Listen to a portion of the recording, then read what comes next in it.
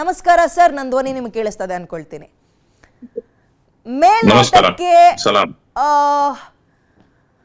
ಒಂದು pass button ಒತ್ತದಂಗೆ ಕಾಣಿಸ್ತಾ ಇದೆ. ನಮಗೇನು ಲಾಭ ಅಂತ ನಾವು ಇಷ್ಟೊಂದು ತನಕ ನೋಡಿದ್ವಿ. ಬಟ್ ನನಗೆ ಕುತೂಹಲ ಇರೋದು, ಇರಾನ್ ನಿಜಕ್ಕೂ ಈ ಕದನ ವಿರಾಮಕ್ಕೋಸ್ಕರ ಅಂದ್ರೆ ಈ ಕಂಡೀಷನ್ಗಳನ್ನು ಒಪ್ಕೊಂಡಿದ್ಯಾ? ನ್ಯೂಕ್ಲಿಯರ್ ವಿಚಾರಕ್ಕೆ ನೀವು ಕೈ ಹಾಕ್ಬಿಡಿ, ತಲೆ ಕೆಡಿಸ್ಕೋಬಿಡಿ ಅಂದ ತಕ್ಷಣ ಅಮೆರಿಕ ಹೆದರಿಸಿದ ತಕ್ಷಣ ಒಪ್ಕೊಂಡಿದ್ಯಾ? ಇದು ನನಗೆ ನೆನ್ನೆಯಿಂದಲೂ ಕಾಡ್ತಾ ಇರೋ ಪ್ರಶ್ನೆ.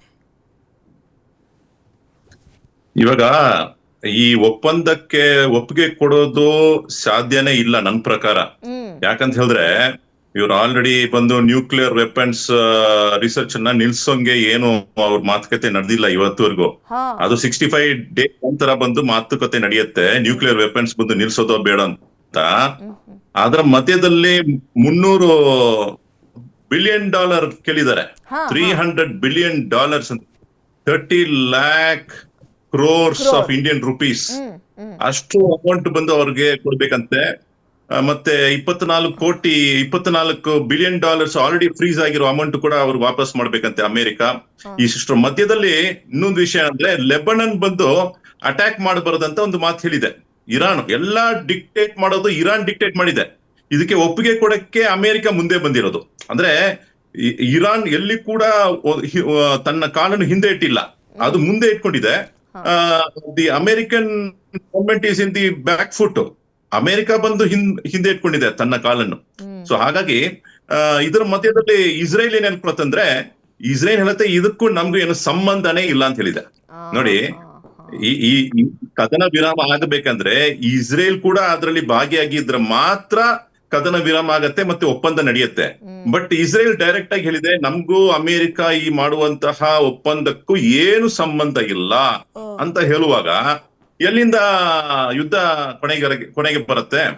ಅಂದ್ರೆ ಲೆಬನನ್ ಮೇಲೆ ಇವ್ರು ದಾಳಿ ಮಾಡ್ತಾನೆ ಇದ್ರೆ ಕದನ ವಿರಾಮ ಕೂಡ ಇಲ್ಲ ಮತ್ತೆ ಒಪ್ಪಂದ ಕೂಡ ಇಲ್ಲ. ಸೊ ಹಾಗಾಗಿ ನನ್ ಪ್ರಕಾರ ಏನಂದ್ರೆ ಏಪ್ರಿಲ್ ಇಂದ ಮಾತುಕತೆ ನಡೀತಿದೆ ಕದನ ವಿರಾಮ ಬಗ್ಗೆ. ಅದರ ನಂತರ ಕೂಡ ದಾಳಿ ಆಗಿದೆ, ಎರಡು ಕಡೆನೂ ಕೂಡ ದಾಳಿ ಆಗಿದೆ. ಇವಾಗ ಕೂಡ ಏನೋ ಕದನ ವಿರಾಮ ಮಾಡ್ಬೇಕು ಅಂತ ಒಂದು ಮಾತುಕತೆ ಇದ್ರೂ ಕೂಡ ನನ್ನ ಪ್ರಕಾರ ಇದೆಲ್ಲ ಬರೀ ಒಂದು ಟೈಮ್ ಪಾಸ್ ಆಗ್ತಿದೆ ಅಷ್ಟೇ. ಇಬ್ರು ಕಡೆನೂ they not genuinely waiting for piece. ಎರಡು ಕಡೆನೂ ಕೂಡ ಶಾಂತಿಯನ್ನ ಕಾಪಾಡಬೇಕಂತ ಒಂದು ಉದ್ದೇಶ ಇಬ್ರಿಗೂ ಇಲ್ಲ ಅಂತ ನನ್ನ ಅನಿಸಿಕೆ ಇರೋದು. ಸೊ ಇನ್ ಕೇಸ್ ಈ ಕಂಡೀಷನ್ಸ್ ಗಳಿಗೆ ಅಮೆರಿಕ ಒಪ್ಪಿದೆ ಅಂದ್ರೆ ಇರಾನ್ ಸೋತು ಗೆದ್ದಂತೆ, ಏನಂತೀರಾ? ನೋಡಿ, ಅದೇ ಇರಾನ್ ಬಂದು ಸೋತು ಗೆದ್ದಂತೆ, ಸರಿಯಾಗಿ ಹೇಳಿದ್ರಿ. ಯಾಕಂತ ಹೇಳಿದ್ರೆ $300 ಬಿಲಿಯನ್ ಬರ್ಬೇಕಂದ್ರೆ ಅದು ಗೆದ್ದಂಗೆ. ಒಂದು ಪಾಡು ಅವರು ಒಂದು ಟೈಮ್ ಅವ್ರು ಸೋತು ಆಮೇಲೆ $300 ಬಿಲಿಯನ್ ಬಂದ್ರೆ ಅದು ಅವ್ರಿಗೆ ಒಳ್ಳೇದೇ ಆಯ್ತು. ಮತ್ತೆ $24 ಬಿಲಿಯನ್ ಅರ್ಲಿಯರ್ ಟೈಮ್ಸ್ ಅಂದ್ರೆ ಇದ್ರ ಮುಂಚಿತವಾಗಿ ಅವರು ಫ್ರೀಸ್ ಮಾಡಿದ್ರು ಅಮೆರಿಕ, ಅದನ್ನ ಕೂಡ ವಾಪಸ್ ಕೇಳ್ತಿದ್ದಾರೆ. ಸೊ ಹಾಗಾಗಿ ಅವ್ರು ಕೇಳುವಂತದ್ದು ಎಲ್ಲವನ್ನ ಅವ್ರು ಪಡ್ಕೊಂಡ್ರೆ ಅವ್ರು ಗೆದ್ದಂಗೆ ಆಯ್ತಲ್ಲ. ಸೊ ಅಮೆರಿಕ ಏನಂದ್ರೆ, ಅಮೆರಿಕ ಈ ಯುದ್ಧಕ್ಕೆ ಅವ್ರು ಪ್ರಾರಂಭಿಸಿರೋದೇ ಅದು ಏನಕ್ಕೋಸ್ಕರ ಅಂತ ಇವತ್ತಿಗೂ ಅರ್ಥ ಆಗಿಲ್ಲ. ಯಾಕಂತ ಹೇಳಿದ್ರೆ ಅವರು ಫಸ್ಟ್ ಅವ್ರ ಪಾಯಿಂಟ್ ಇದ್ದಿದ್ದೇನಂದ್ರೆ ನ್ಯೂಕ್ಲಿಯರ್ ವೆಪನ್ಸ್ ಅನ್ನ ನೀವು ಬಂದು ರಿಸರ್ಚ್ ಮಾಡಬಾರದಂತ ಒಂದು ಮಾತಿದ್ರು. ಇವತ್ತವರೆಗೂ ಅದನ್ನ ತಡೆ ಮಾಡಕ್ಕಾಗ್ಲಿಲ್ಲ. ಸೊ ಮತ್ತೆ ಹೆಂಗೆ ಕೊನೆಗೆ ಬರಕ್ಕೆ ಸಾಧ್ಯ? ನಿಮ್ಮ ಉದ್ದೇಶವೇ ಪೂರಕ ಆಗಿಲ್ಲ, ನಿಮ್ಮ ಉದ್ದೇಶವನ್ನ ನೀವು ಪಡೆದಿಲ್ಲ, ಮತ್ತೆ ಏನಕ್ಕೋಸ್ಕರ ಈ ಯುದ್ಧವನ್ನು ಪ್ರಾರಂಭಿಸಿದ್ರಿ? ಸುಮ್ನೆ ಇದ್ದಿದ್ರು ಕೂಡ ಅವ್ರಿಗೆ ಲಾಭ ಆಗ್ತಿತ್ತು. ಆದ್ರೆ ಇವಾಗ ಅವ್ರ ಹೆಸರು ಡ್ಯಾಮೇಜ್ ಆಗಿದೆ. ಅಮೆರಿಕನ್ ನ್ಯೂಕ್ಲಿಯರ್ ವಿಚಾರದಲ್ಲಿ ಇಷ್ಟು ಹತ್ರಕ್ಕೆ ಬಂದು ಈಗ ಕೈ ಬಿಟ್ಬಿಡುತ್ತಾ ಇರಾನ್? ಸರಿ ಆಯ್ತು, ನಾನು ಕೈ ಬಿಟ್ಬಿಡ್ತೀನಿ, ನನಗೆ ಇಷ್ಟು ದುಡ್ಡು ಕೊಡಿ ಅಂತ ಹೇಳ್ಕೊಂಡು ಸಮಾಧಾನ ಮಾಡ್ಕೊಳತ್ತಾ? ಈ ಕಡೆ ಲೀಡರ್ನ ಕಳ್ಕೊಬಿಟ್ಟಿದೆ, ಸುಪ್ರೀಂ ಲೀಡರ್ನ ಕಳ್ಕೊಂಡಿದೆ. ಈ ಕಡೆ ನಾವು ಮಾಡಕ್ ಹೊರಟಿದೆ ನ್ಯೂಕ್ಲಿಯರ್ ಅನ್ನೋದಂಥದ್ದು ಕೂಡ ಗೊತ್ತಾಗಿದೆ.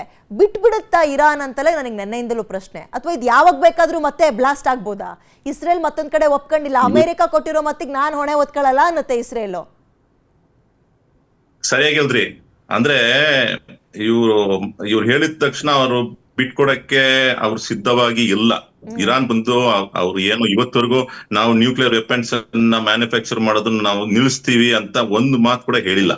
ಸೊ ಹಾಗಾಗಿ ಇನ್ನು ಮುಂದೆ ಕೂಡ ಅವ್ರು ಹೇಳಲ್ಲ, ನನ್ಗೆ ಗೊತ್ತು ಚೆನ್ನಾಗಿ. ಯಾಕಂತ ಹೇಳಿದ್ರೆ ಅವ್ರೇನಂದ್ರೆ ಒಂದು ಶಿಯಾ ಒಂದು ಫ್ಯಾಕ್ಷನ್, ಅಂದ್ರೆ Iran is a Shia country.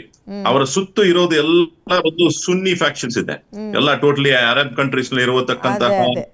ನಿಮ್ಗೆ ಸೌದಿ ಅರೇಬಿಯಾ ಆಗ್ಲಿ ಮತ್ತೆ ಟರ್ಕಿ ಆಗ್ಲಿ ಎಲ್ಲ ಸುನ್ನಿ ಫ್ಯಾಕ್ಷನ್ಸ್. ಅವ್ರಿಗೆ ಏನಂದ್ರೆ ಅವ್ರಿಗೆ ಇಸ್ರೇಲ್ಗಿಂತ ಅವ್ರಿಗೆ ಸುನ್ನಿ ದೇಶಗಳ ಮೇಲೆ ಅವ್ರಿಗೆ ನಂಬಿಕೆ ಇಲ್ಲ. ಇಸ್ರೇಲ್ ಆದ್ರೂ ಅವ್ರು ನಂಬೋದು, ಬಟ್ ಸುನ್ನಿ ದೇಶಗಳನ್ನು ಅವ್ರನ್ನ ನಂಬೋದೇ ಇಲ್ಲ. ಸೊ ಹಾಗಾಗಿ ಅವ್ರ ಕೈ ಬಿಡಕ್ಕೆ ಸಾಧ್ಯತೆ ಇಲ್ಲ ಒಂದು ವಿಷಯ. ಮತ್ತೆ ಇವರು ಕೂಡ ಇಸ್ರೇಲ್ ಕೂಡ ಲೆಬನನ್ನ ಅಟ್ಯಾಕ್ ಮಾಡೋದನ್ನ ನಿಲ್ಸಲ್ಲ. ಸೊ ಹಾಗಾಗಿ ಇಬ್ರು ಕಿತ್ತಾಡ್ಕೊಂಡೇ ಇರ್ತಾರೆ. ಇಲ್ಲಿ ದೇಶ ಬಂದು ನಮ್ಗೆ ಕಷ್ಟ ಆಗತ್ತೆ, ಇಡೀ ಪ್ರಪಂಚಕ್ಕೆ ಇವಾಗ ಕಷ್ಟ ಆಗತ್ತೆ ನೋಡಿ. ಇವಾಗ ನೋಡಿ, ನೀವು ಆಗ್ಲೇ ಹೇಳಿದ್ರಿ ನೋಡಿ, ಎಲ್ಲ ರೇಟ್ ಎಲ್ಲ ಬಂದು ಜಾಸ್ತಿ ಆಗ್ಬಿಟ್ಟಿದೆ. ಇವಾಗ ಒಪ್ಪಂದ ಆದ್ರೆ ಎಲ್ಲ ಸರಿಯಾಗಿ ಬರುತ್ತೆ ಅಂತ ನಮ್ಮ ಆಶೆ ನಮ್ಗಿದೆ. ಬಟ್ ಅದಕ್ಕೆ ತಕ್ಕಂತೆ ಇಲ್ಲಿ ಇವರು ವ್ಯವಹಾರ ಮಾಡಲ್ಲ, ಇವರು ದಾರಿಗೆ ಬರ್ತಾರೆ ಅಂತ ನನ್ನ ಅನಿಸಿಕೆ. ಕರೆಕ್ಟ್. ಕಾದ್ ನೋಡೋಣ ಸರ್ ಏನ್ ಮಾಡ್ತಾರೆ ಅಂತ. Anyway thank you so much PNS Vistara ಜೊತೆ ಮಾತಾಡಿದ್ದಕ್ಕೆ.